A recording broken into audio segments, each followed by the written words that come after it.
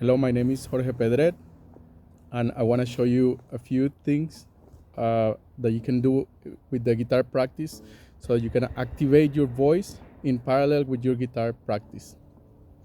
This is something that I wish I had known when I started learning at a younger age, but I didn't. So I had a lot of blocks in my throat area that still created big consequences in the future about about the way I play music.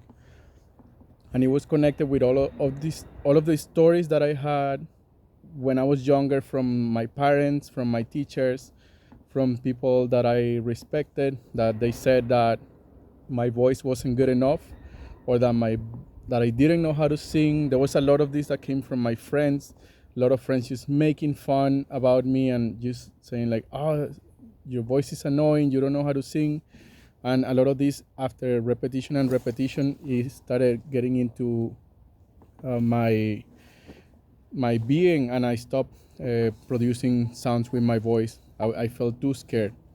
So for a long time, I was only practicing on the safe areas, like rehearsing in the background, playing other people's songs, which was comfortable for me and still edgy because there were I couldn't sound exactly like them, like the people that I was playing. So I had this thing of like I'm not so good because I can't sound like them. But as I've been discovering more my voice, I've been discovering that it has its unique way of sounding. It has a very, very specific and unique, and it's not gonna sound like anybody else. So your voice is unique, and it's a journey of you to discover what your voice sounds like, of developing what your voice sounds like, because it changes with time. The more you grow, the more you practice it, the more you not practice it, it changes and it goes expanding or contracting. And it's a process too of falling in love with your voice, of loving your voice wherever it's at. So in this video, I want to share with you a few experiments that you can do to really bring in the aliveness of your being and the presence of your being to the music. What will happen for me, and what I see a lot of musicians do, is that they focus too much on the instrument, and they put a block here, and this block here, it, it's kind of what allows the music to flow, but at the same time it's kind of like cutting off their being. And I felt this for a long time in the way I play music, and even when I'm not aware, that block comes, and it takes a conscious effort to bring it out, to allow the feelings that are there to come out in one way or another. And at first, like everything, you gotta start slow. You might want to, when you're a child, when you're a baby, you might want to dream about running. I wanna run. I wanna like run and walk like those people. I wanna do those backflips and do those things that I see those people doing on the videos or in real life. But the reality is that you're only learning how to walk. And even like before that, like you're just like seeing, and like you're barely learning how to crawl. So at first, it's important to develop this skill of playing the guitar and using your voice in a slow pace environment. Don't rush yourself. Don't be so hard on yourself. Just be in a small pace environment, a slow rhythm, a few notes. Don't get too crazy too fast, because it tends to get too intense, or it tends to get like you get too hard on yourself, and it becomes kind of like you can't play with it anymore. So the idea is that we keep it slow so that we can sustain the rhythm, and so that you can like create that bass, that you can like do it at that bass at a sustainable rhythm, and keep it going like that. And then when you master that speed, the more repeating, then the more comfortable you get with it, and the slightly you can get a little bit faster. You can play with a little bit more different notes, and you can make mistakes and integrate those mistakes into your music and allow those mistakes to be kind of like this quirkiness of the song. So it's like, again, like walking and running on what you make your practice of. It's not the same practice somebody that wants to do a backflip, for example, than somebody that wants to run 100-meter sprint. It's a very different practice. And there is space. There is people that practice both. There is people that practice only one of them. So it's like your practice. What do you like? What do you want? And what comes out naturally for you. How do you like to play in the guitar? What do you like to play? So this first experiment that I want to show you is about emulating the notes from the guitar with your voice. And it will go something like this. And I'm just playing two random notes. I'm going to play this one, and I'm going to play this one.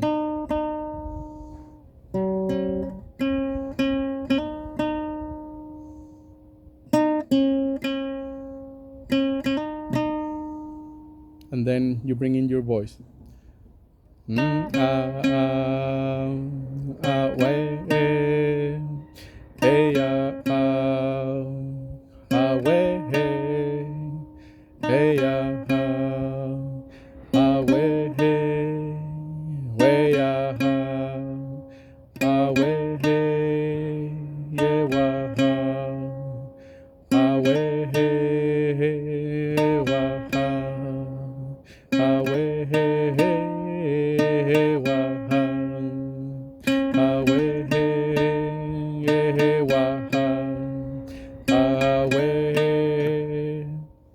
And you're gonna go like that. It's very simple, like that. People might get annoyed with you, and it because it's repetitive or something, or because it doesn't sound like what they want to hear.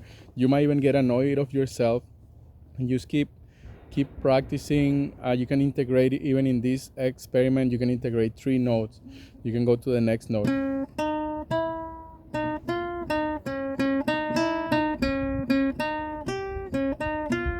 Just find a note that you like with that one, and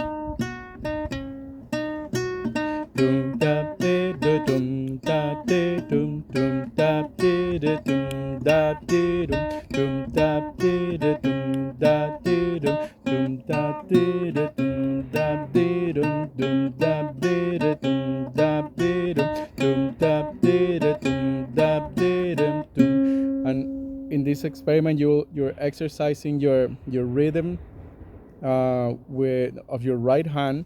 You're exercising the digitizing on this hand, on the left hand, and you're practicing your voice and tuning in those 3. So you're practicing your rhythm here on your right hand, you're practicing your rhythm on your left hand, and you're practicing more rhythm of your throat, your diaphragm, your sounds that are coming out. So even though it seems very simple, it's like juggling, because you're doing 3 things at the same time. And this might be even complicated for some people that are starting, and also it can be very simple for some people that are very talented and natural with it.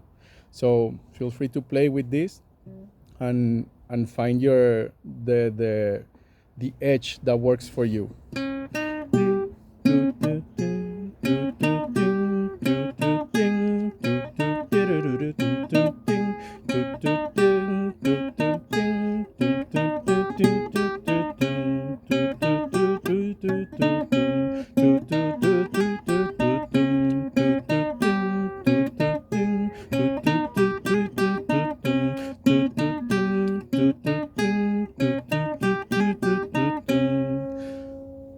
So just like that, you can like come up with these like mini tunes and mini cycles, mini rhythms that if you get to practice them for 2 or 3 minutes, then the rhythm and the practice like really lands in your body, even though it seems repetitive, though, because you're repeating it for that length, 2 to 3 minutes.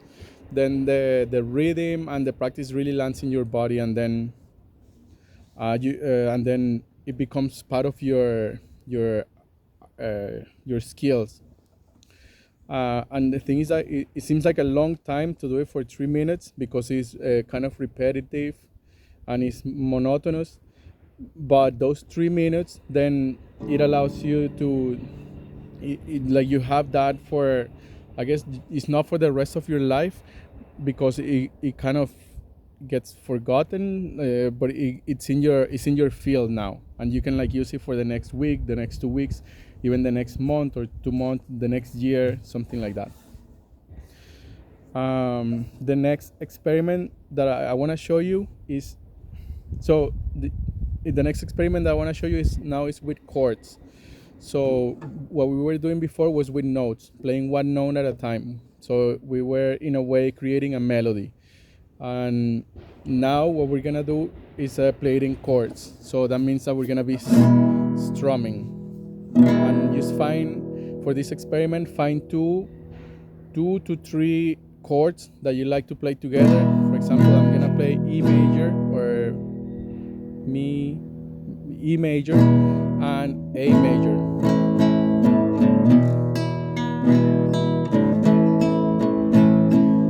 And just find a rhythm that you like. It doesn't have to be a rhythm that is complicated, or find that rhythm that you're practicing.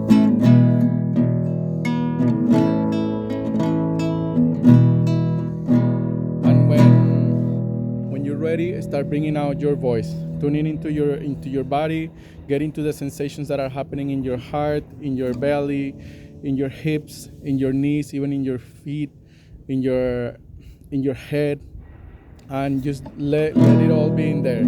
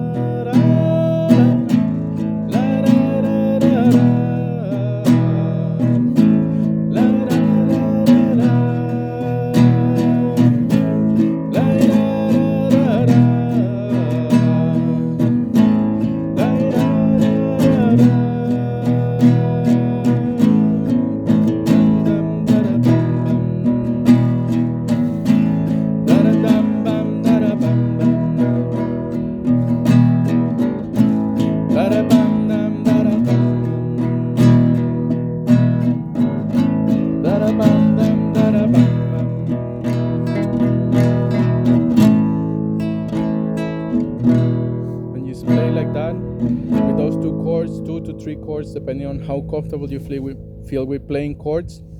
And you notice that in this experiment I was leaving some gaps in between, so feel free to also like leave gaps, so you can open up your voice for this part of the chords and then leave the other part as a silence, as a rest, and then bringing up your voice again. And it can be really an open space. From the experiment is with your voice, so that you can feel your voice and activate your voice and bring it into the space in parallel with your playing of the instrument, so that you don't create this block here, but that there is a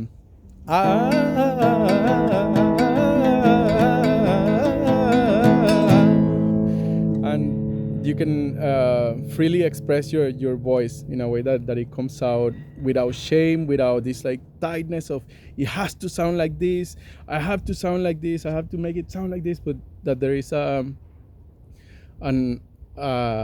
a clear opening here in your throat. And just jump into it. Remember, it doesn't have to sound like anything. It's a process of discovering and exploring your sounds. There was these 2 experiments that I show you. The first one note at a time. Go exploring this one note at a time.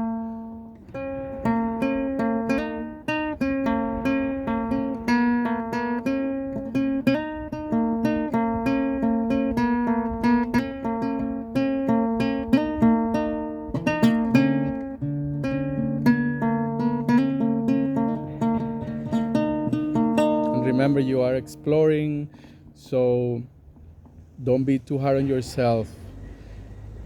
In any exploration, you can expect an exploration, if it's a real exploration, to be flawless and to be perfect. because it wouldn't be a real exploration. When we're exploring new territories, we're likely to make mistakes. So just be flowing with your mistakes, like allow your mistakes to take you to places where you didn't know you were gonna be. For example, I didn't know that note was gonna sound like that. In my mind, I thought it was gonna sound like something different, but I didn't change it. I just decided to flow with it and see what is the space that it's creating, what is the melody or the harmony that it's creating. Um, and one more thing about your voice, your voice. Uh, Make sure that when you're doing the exercise that is loud, that it has enough volume, that you can hear it, and that the other person can hear it, or that the space can hear it.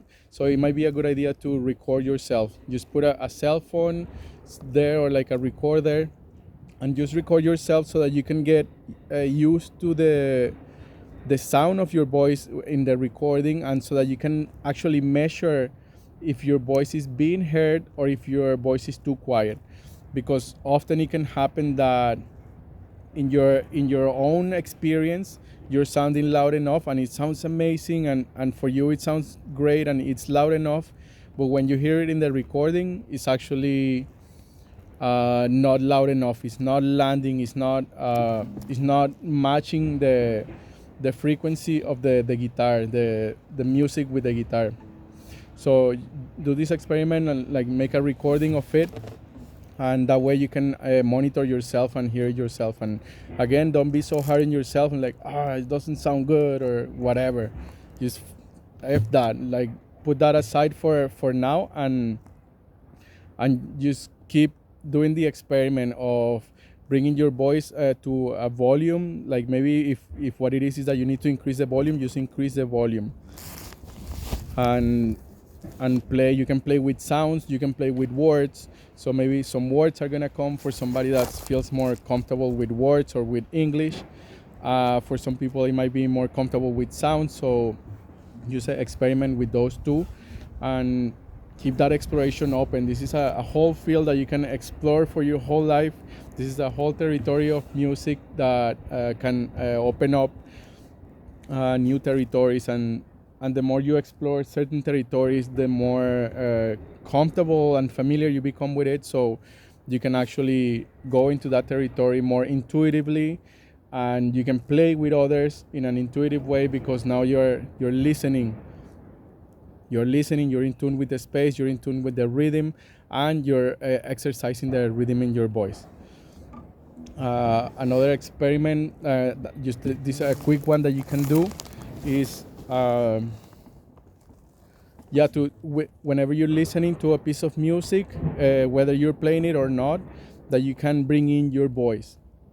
Bring in your voice in a way of, it can be beatboxing, or it can be creating your own song, bringing your own lyrics to it. This can also happen when you have a song playing in your head, your own song that's playing in your head, and you can just bring in these sounds to your creation. So this is just the beginning of this. That there can be some coaching. You might need, you might want to do this with somebody. And something that I wish I had more when I was younger is somebody encouraging me, like, don't worry about your voice. Don't worry. Don't think that it sounds bad.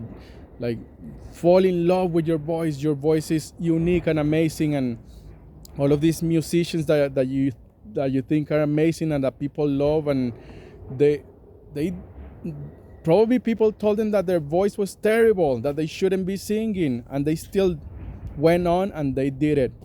And they believed in themselves. They went with that. They discovered their own voice. They believed in their voice. They took a stand for their voice, and they went with it. That is the resource. That is your voice. Your identity is part of your identity, and it's so it's so varied. Like, your voice can sound from so high.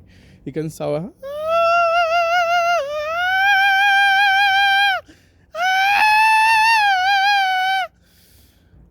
and it can sound so low to it can sound very very deep, and you can explore with all these different sounds that your voice makes and play with it, because why not? You got your voice, you can play with it, you can bring these different voices into your tunes and see how it goes. So go ahead and find what that is for you and play. It doesn't have to be serious, it doesn't have to be this rigid thing. The thing is, find a consistent, find your authenticity, what feels authentic to you, and and and don't change too much in this particular case, because it can be like shifting to one place and then to another, and you don't really get to get the subtleties from being in this one, in for doing a practice in a contained space. So if you have any questions, please let me know. I love this territory, and I've been exploring in this territory for a few years, and I keep discovering new things and new skills, and I discovering that I'm a learner, that I'm learning, that I don't know, and that I'm still, there is so much to be learned. So thank you for watching. This is Jorge Pedret, and I guess this is a part of the space of becoming music. This is how your body and your being can become music, practicing in parallel your voice with your guitar playing.